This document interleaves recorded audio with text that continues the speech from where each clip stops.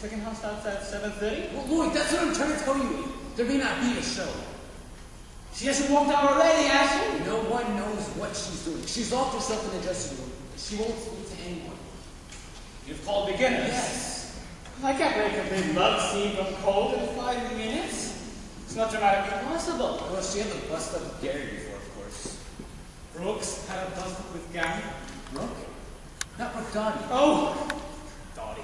Yeah, I mean, they had the famous bust up the week before last. We were playing your Brooks up. Right, you told me on the phone. Hey, show me out with this journalist, Bill. Journalist, yes. Yes, but you know, Gary threatened to kill him. Kill them, yes, I know. Listen, don't worry about Dottie.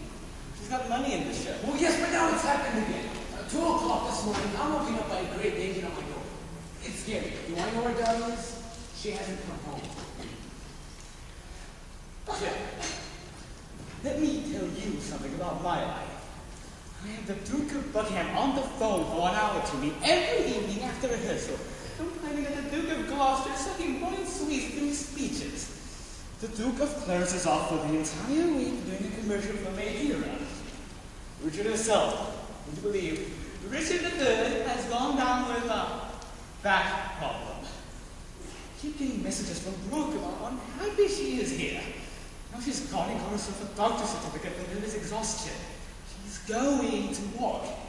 We have no time to find or rehearse another day. I have just one afternoon, while Richard's fit a surgical corset to cure Brooke of nervous exhaustion. With no medical aids except a little whiskey, you've got the whiskey, a few flowers, you've got the money for the flowers, and a certain figure charm. So I haven't come to the theater to hear about other people's problems. I have come to take it out of myself and preferably not put that again. Yes, but Lloyd... You've done the front of house calls. Oh, the front of house calls. And don't let LBC see those flowers. Ladies and gentlemen, will you please take your seats? The curtain will rise in 3 minutes. We're going to be so laid up. You know what? Linda's happy though. Hasn't been starved from those coals yet. Money. What's this one? Oh, nothing. Whiskey! Oh.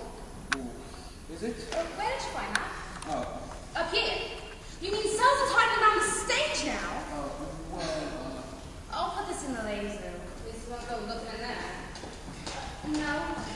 You know what Dawn's like when she's like this. Freddy's trying her. Oh no. He's hiding around the stage now. No?